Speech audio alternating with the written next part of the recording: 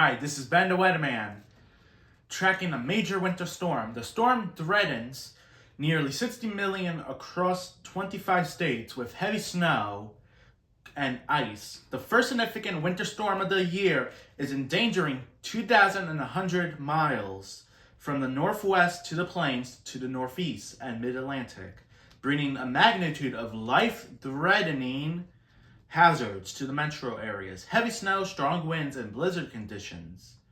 Nearly 60 million people were placed under winter weather alerts. Warning: some communities saw more than a foot of snow in some communities.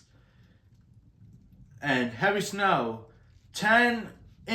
Kentucky could see about 8 inches of snow from this, and 3 to 6 inches of snow in Toms River.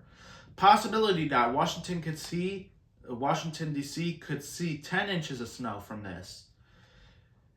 Atlantic City will see 5 to 9 inches of snow from this system. And it's possible, if this low travels towards more to the north and we have ingredients of cold winter weather like heavy snow, strong winds, and icy conditions for most.